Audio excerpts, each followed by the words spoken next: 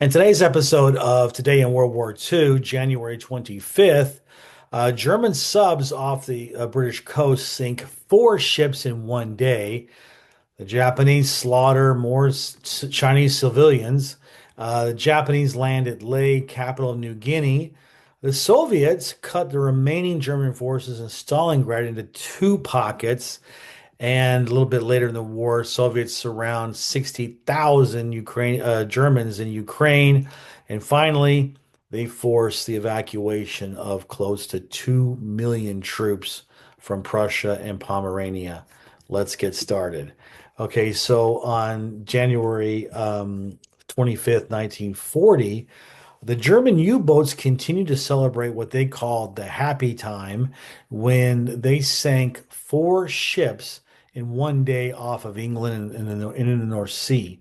This was still when the invasion of France hadn't occurred yet.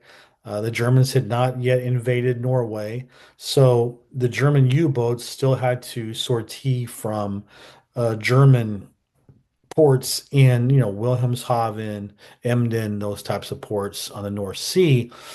So it was a little bit more difficult for them to get through the British blockade, but they were still able to do so. They were still able to do some heavy damage. The U-boats at this time were still smaller. The innovations had not taken place yet for them to be able to go deeper into the Atlantic.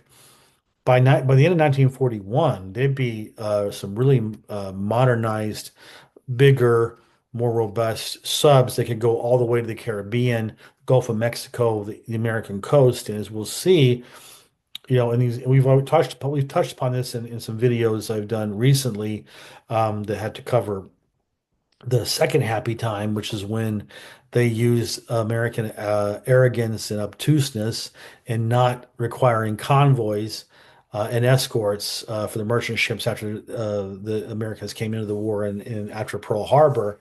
Well, those U-boats were much better prepared for more of a long distance war. Right now, they were smaller ranged, didn't have as many sailors, didn't have as many subs, but nevertheless, they did cause, as we see, a lot of damage to merchant vessels that were trying to supply Great Britain with the means to continue and win the war. Let's put it that way. I don't want you to win a war. I don't want to have any kind of a war, but there is a war going on. It's a war against the people who subscribe to my channel and the ones that don't. Now, I think that you want to be on the side of truth and justice, and that means that you need to subscribe to my channel, click that bell, and then I'll get you notified whenever I drop a new video. Thanks a lot. On January 25th, 1941, the Japanese continued to slaughter Chinese civilians. In this case, the Imperial Japanese Army conducted a massacre of the Chinese village of Panjwai in Hebei. And I don't know if I pronounced that correctly at all. Don't speak Mandarin. But the Japanese had decided that any and all Chinese villages that were even suspected of harboring communist guerrillas were to be wiped from the face of the earth. In this case, about 1,700 civilians were massacred. I have mentioned this in another video, but I will repeat it here. The barbarity that the Japanese showed when they invaded, uh, you know, uh, Hong Kong and Singapore and the Philippines and the Dutch East Indies and so on and so forth, and their behavior of the Japanese in the war was a drop in the bucket in the Pacific compared to what they did to China.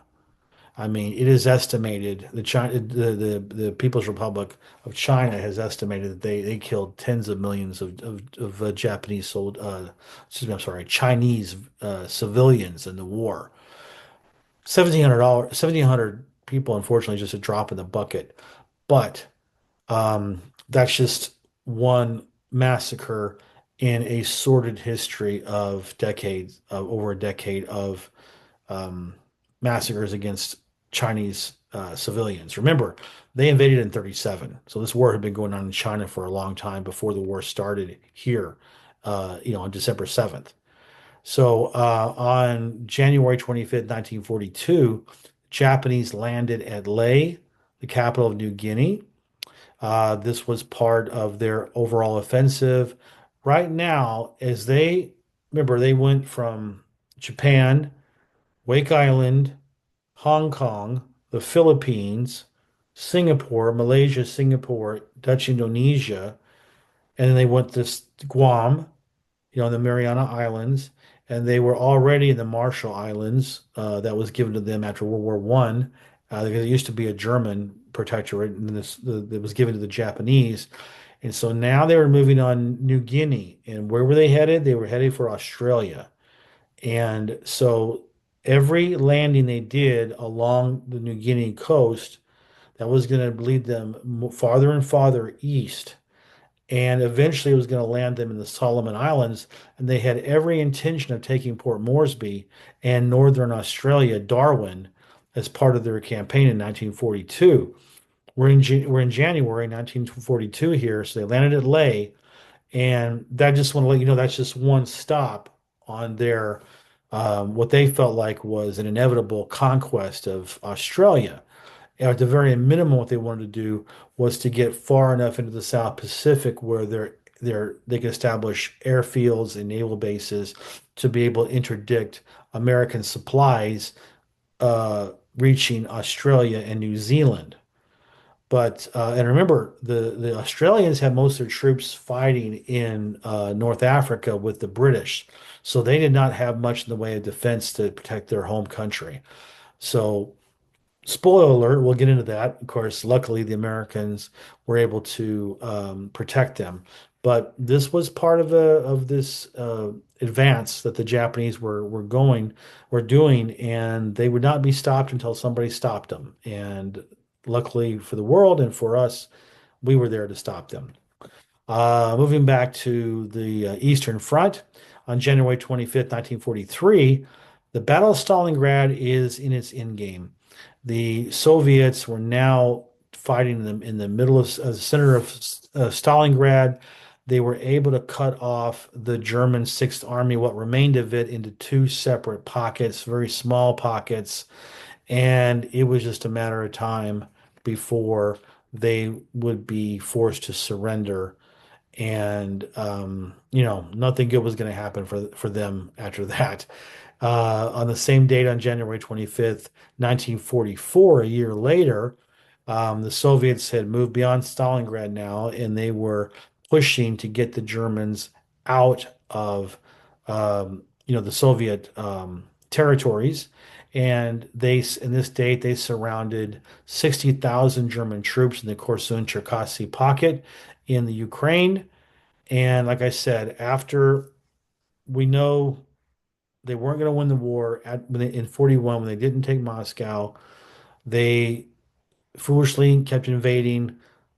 We saw how that ended in Stalingrad. And then in 43, their last gasp offensive was Kursk. They lost like 1,000 tanks in 2 days. That was it. They would never be an offensive force again after that. And this was just the inevitable pushing them all the way back to Berlin. And this encirclement was part of that. And then in that line of today seems to be a day of not good things happening to the German army in the Soviet Union. A year later, on January 25th, 1945, Germany announced that they were going to be evacuating um, as many troops as they could from they were being cut off by the Soviet offensive that cut off East Prussia and Pomerania, and from the Balkans. And this would be by the end of this evacuation that they announced today, they would evacuate up to 2 million troops by ship through the Baltic into Germany that was still unoccupied. It was a heavy duty evacuation, probably the biggest evacuation in military history up to that point. May very well be the biggest military evacuation since. I don't know if there's been that as big of an evacuation at least according to that scale as it happened then. And like I said in previous videos, they took out a lot of civilians as well. But boy, they got they may have evacuated 2 million troops, but they lost a lot on the journey because the Soviet subs were just picking it apart. It was just like, watching some nature show where the gazelles are getting picked off by cheetahs. That's what it was. The Soviets were just laying in wait, and lots of civilians and soldiers who died in the cold, icy waters of the Baltic Sea during this evacuation. So that is what happened on today, January 25th in World War II. Thank you very much for watching, and I appreciate your loyalty and your support of my channel. Thank you.